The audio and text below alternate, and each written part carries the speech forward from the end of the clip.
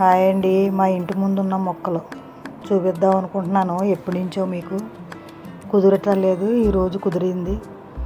ఇది గార్డెన్ మొక్క, దీని పేరు ఆర్కే మొక్క ఏదో అనుకుంటా అండి. ఈ విత్తనం పడి లేచిన మొక్క అండి. ఇది గార్డెన్ మొక్క. మీకు చెప్పాను కదా, ఇది వరకు ఒకసారి వేప చెట్టు ఇంటి ముందు వేసుకున్నానని. నాకు కావాలని వేసుకున్నానండి. ఇది మా మొక్కలకి యూజ్ అవుతుందని చాలా వాడుతున్నాను. దీన్ని పొడి కింద కూడా చేస్తున్నాను. లిక్విడ్ స్ప్రే చేస్తాను మొక్కల మీద. ఇది ములక్కొమ్మ అండి. పెట్టాను బకెట్లో, స్థలం లేక వెయ్యాలండి ఒకరోజు. ఇది నేరేడు విత్తనం పడే వచ్చిందండి. జస్ట్ నాకేం తెలీదు అసలు. అన్ని దానిమ్మ గింజలు అన్నీ పడి.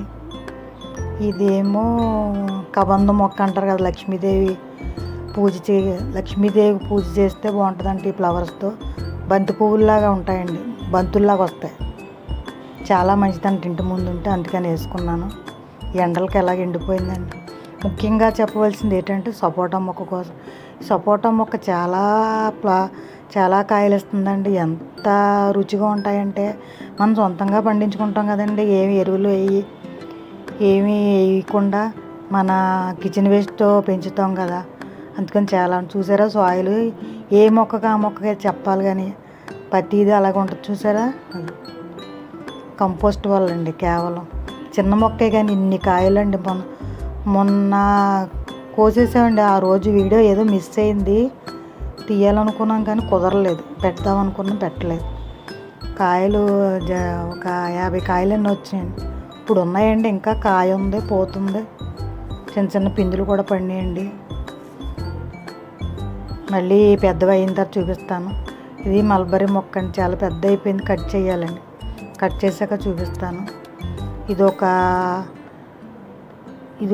మల్బరీ మొక్క. చాలా ఫ్రూట్స్ వచ్చినాయండి మొన్న.